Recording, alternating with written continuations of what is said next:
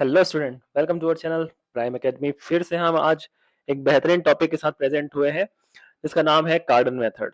ठीक है, ये हमारे बीएससी सेकंड सेमेस्टर का एक सिलेबस का एक टॉपिक है जो बहुत ही इंपॉर्टेंट है और जनरली ये आपके 5 और 10 नंबर दोनों के लिए जो होता है यहाँ पर सुटेबल है।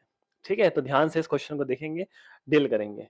और ये मेथड सिर्फ एक सिंपल सा इक्वेशंस करके आता है। ठीक है, तो ध्यान रखना है कि यहाँ पर एक टॉप टर्म आएगा सॉल्व करके। ठीक है, सॉल्व करना बोल रहा है, इट मींस आपको एक्स की वैल्यू फाइंड करने बोल रहा है। तो बहुत ध्यान से इस टॉपिक को देखेंगे और समझेंगे और सीखेंगे। चलिए, तो इसको स्टार्ट करते हैं। देखिए, ठीक है, हमारे पास जो इक्वेशन गिवन है वो गिवन है इक्वेशन क्यूबिक इक्वेशन है। ठीक है, जो इक्वेशन क्या है, एक्स की power 3 minus 15x minus 126 equal to 0। इसको अपन इक्वेशन नंबर फर्स्ट देते हैं। अब यहाँ पर ऑब्जर्व करते हैं, तो ऑब्जर्व करने पे ये मिलता है कि यहाँ पर जो है आपके पास एक्स स्क्वायर वाला टर्म नहीं है। ठीक है, और इस पर्टिकुलर मेथड को अप्लाई करने के लिए हमें एक x की वैल्यू कंसीडर करने की नीड रहती है। तो वो x की वैल्यू हो जाती है p की पावर 1/3 प्लस q की पावर 1/3। ठीक है, ये उस पर्टिकुलर इक्वेशन का आपका क्या है, एक सॉल्यूशन है, क्योंकि x की वैल्यूज की बात हो रही है, मतलब ये सॉल्यूशन को इंडिकेट करता है। ठीक है, चलिए, तो इसके आगे हम देखते हैं और इसको सॉल्व करते हैं। अब इसको इक्वेशन नंबर सेकंड देके इसको सॉल्व करेंगे। हम क्या किए, दोनों साइड हमने क्यूब लगा दिया। ठीक है, तो p की पावर 1/3 प्लस q की पावर 1/3 की होल पावर 3 हो जाएगा। ठीक है, तो x की पावर 3 इज इक्वल टू, अब हम जानते हैं a प्लस b की होल पावर 3 का जो फॉर्मूला होता है वो p की पावर 1/3 की होल पावर 3 प्लस q की पावर 1/3 की होल पावर 3 होता है। और यहाँ पर जो होता है 3ab होता है। तो 3 और यदि हम देख रहे हैं अलग अलग, ठीक है, तो p की पावर 1/3 और q की पावर 1/3 3ab और a प्लस b होता है। इट मीन्स p की पावर 1/3 प्लस q की पावर 1/3 हो जाएगा। ठीक है, हम इसको थोड़ा सॉल्व करें तो हमें यहाँ पर दिखेगा x की पावर 3 इज इक्वल टू, ये 3 से 3 कैंसिल, ये भी 3 से 3 कैंसिल, तो यहाँ पे आ जाएगा p प्लस q। ठीक है, और यहाँ पे हो जाएगा p q की होल पावर 1/3। ठीक है, और यहाँ पर देखिए हम p की पावर 3, p की पावर 1/3 प्लस q की पावर 1/3, जो कि क्वेश्चन नंबर 2 से क्या दिख रहा है, x दिख रहा है। ठीक है, तो x की power 3 equal to p plus q plus 3 p की पावर 1/3 और q की पावर 1/3, और ये हो जाएगा x के फॉर्म पे। ठीक है, अब इसको हम एक इक्वेशन के फॉर्म पे डिफाइन करते हैं। तो x की पावर 3 माइनस 3 p की पावर 1/3 और q की power 1/3 into x minus p plus q equal to 0। इसको इक्वेशन देंगे हम इक्वेशन नंबर थर्ड। अब इस इक्वेशन नंबर थर्ड और इक्वेशन नंबर फर्स्ट को हम कंपेयर करेंगे। Compare equation first and third. तो हमें यहाँ पर दिखेगा कि हमारे पास में p की पावर 1/3 और q की पावर 1/3, ठीक है, वो किसके इक्वल हो जाएगा, वो हो जाएगा 15 के इक्वल। और p प्लस q की जो वैल्यू हो जाएगी वो हो जाएगी 126 की इक्वल। ठीक है, तो हम यहाँ पर अप्लाई करते हैं उसको।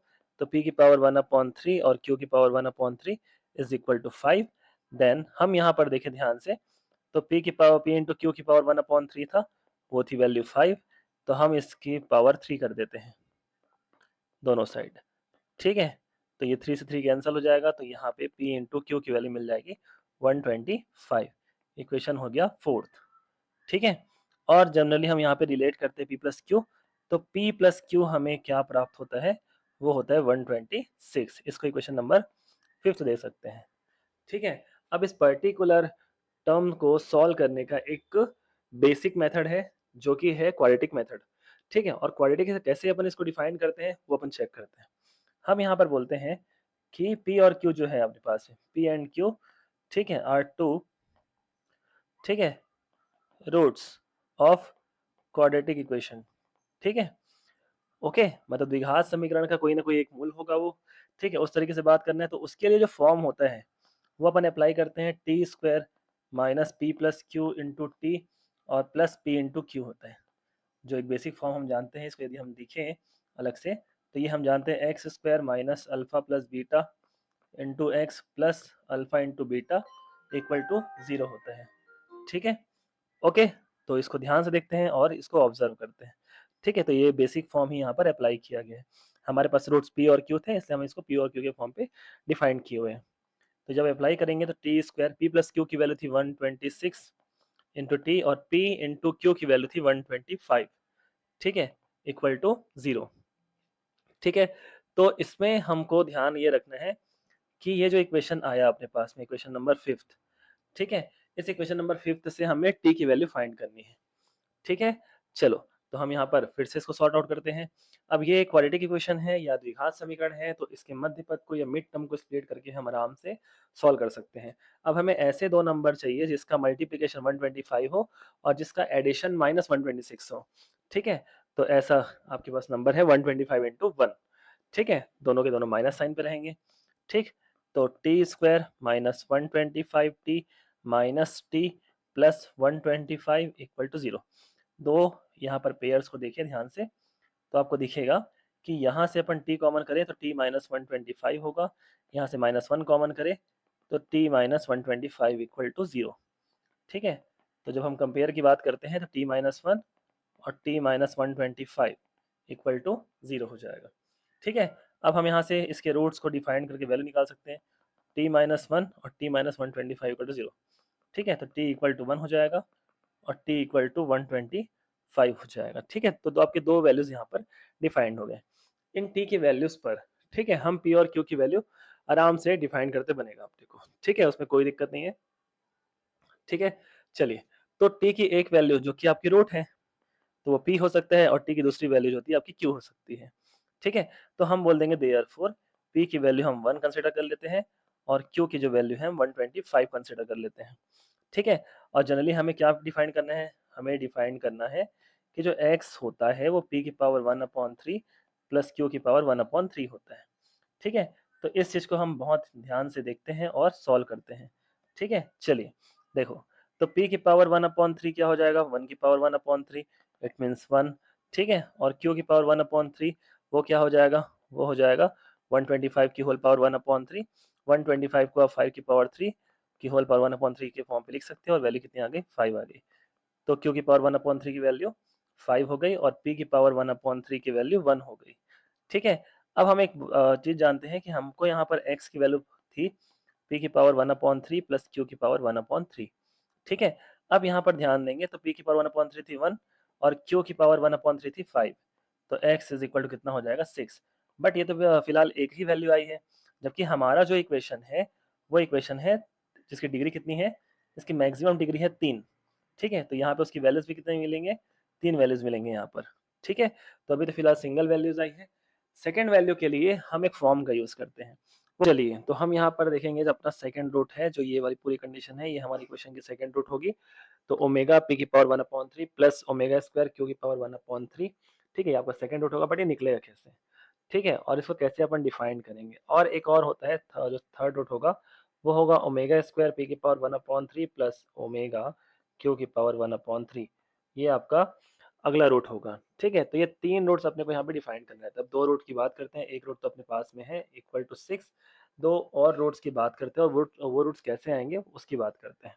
चलिए, तो हमारे पास में जो कंडीशन है, ठीक है, जो इक्वेशन है कि x की power 3 minus 15x minus 126 equal to 0, ठीक है।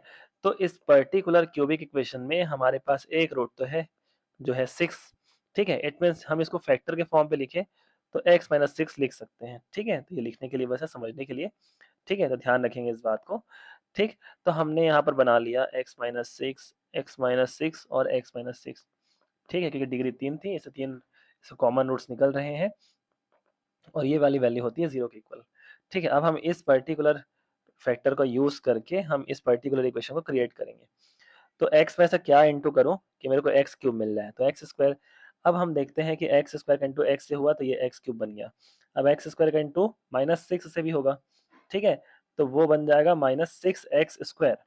बट हमारे पास तो यहाँ पर कहीं पर भी एक्स स्क्वायर के टर्म्स है नहीं, इसलिए हमको इसको कैंसिल करना पड़ेगा। तो यहाँ पर हम कैसे इंटू करेंगे, क्या चीज का इंटू करेंगे, 6x का इंटू करेंगे, तब यहाँ पर 6x और x का इंटू हो जाएगा 6x²। तो -6x² प्लस 6x² कैंसिल हो जाएगा, ठीक है। चलो, तो बड़े ध्यान से देखते हैं यहाँ पर, है ना। और यहाँ पर ध्यान देने पे एक फिर बात समझ आती है, ठीक है, कि 6x का इंटू -6 से होगा तो -36x आएगा, ठीक है। बट हमारे पास तो -15x है, तो हम ऐसा क्या इसमें ऐड करें कि वो -15x के फॉर्म पे चेंज हो जाए।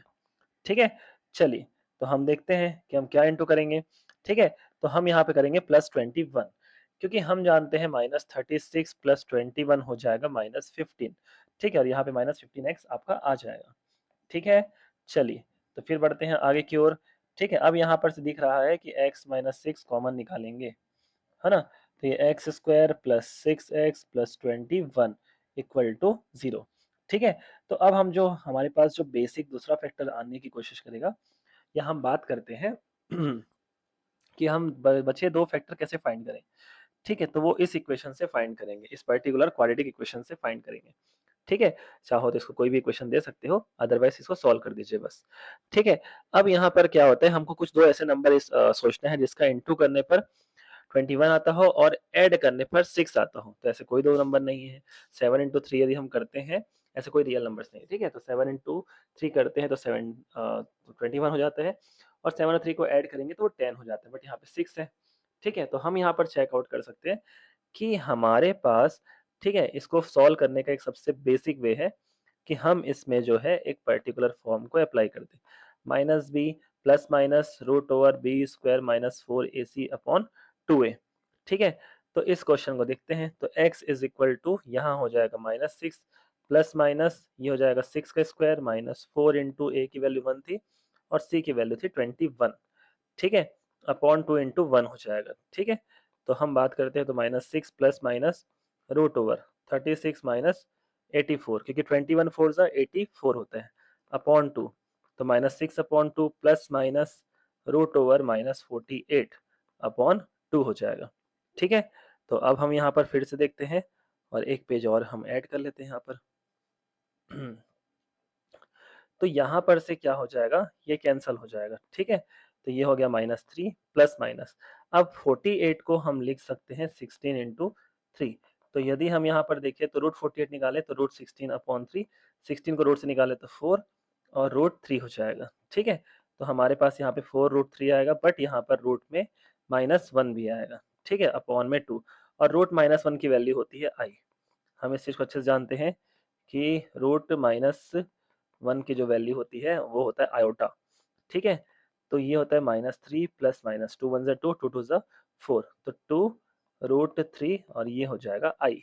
अब यहाँ पर ध्यान रखेंगे कि यहाँ पे x के हमको दो वैल्यूज मिल रहे हैं। ठीक है, तो एक को हम बोलते हैं क्या होगा, एक होगा हमारी वैल्यू क्या, ओमेगा पी की power 1/3 plus omega square Q की पावर 1/3।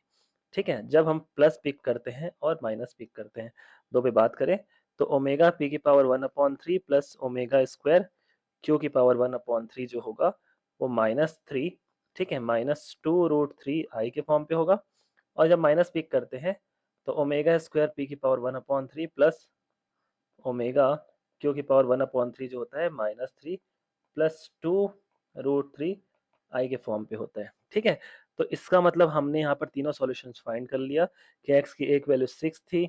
ठीक है, सेकंड रूट जो था, सेकंड रूट जो ये दिख रहा है वो कितना है, -3 -2 रूट 3 आई था, और जो थर्ड रूट है वो भी आपको दिख रहा है यहाँ पर।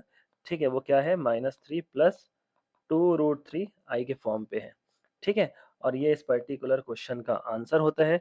अब हम कुछ बेसिक चीज यहाँ पर देख लेते हैं और सीख लेते हैं कि इसमें क्या-क्या चीज़ों की नीड रहती है। ठीक है, तो कार्डन्स मेथड जो होता है, उसके यदि हम एप्लीकेशन की बात करते हैं, अनुप्रयोग की बात करते हैं, तो वो कहाँ-कहाँ लगता है। ठीक है, एक चीज़ याद रखना कि जब हम इस पर्टिकुलर इक्वेशन को इस तरीके से मेंशन करें कि हमें जी स्क्वायर प्लस 4h की पावर 3 की वैल्यू यदि 0 से बड़ी मिले, तो वो जो इक्वेशन है, वो 2 इमेजिनरी रूट्स रखता है। ठीक है, इस पर्टिकुलर इक्वेशन की वैल्यू लेस देन 0 मिले, तो जो उसके सभी रूट्स क्या होंगे, रियल होंगे, मतलब वास्तविक होंगे। सभी जो मूल प्राप्त हो रहे होंगे, वो सब के सब वास्तविक होंगे। तीसरी बात करते हैं, जब इक्वल टू 0 हो इस पर्टिकुलर इक्वेशन की, तो ये केवल 2 रूट्स रखता है, वो भी इक्वल होता है, मतलब ये 2 इक्वल रूट्स रखता है। ठीक है, अपन ऐसा बोल सकते हैं। और जब g और h की दोनों की वैल्यू सेम हो, बट वो 0 के इक्वल हो, तो सभी के सभी रूट्स क्या होते हैं, सेम होते हैं। तो इस पर्टिकुलर टर्म को, पर्टिकुलर टॉपिक को बहुत ही ध्यान से देखना है, और ये आपके सेमेस्टर का इम्पोर्टेंट क्वेश्चन है। हो सकता है ये क्वेश्चन 10 नंबर पे आए। ठीक है, तो इस क्वेश्चंस को आपको छोड़ने नहीं है, और इस बेसिक कंडीशन के साथ ये टॉपिक यहीं पे खत्म होता है। ठीक है, चलिए, तो बाकी जो भी डाउट्स रहे किसी भी टॉपिक पे, तो उसके लिए हमें कमेंट मेंशन कीजिएगा और हमारे चैनल को सब्सक्राइब कीजिएगा। Okay, thank you.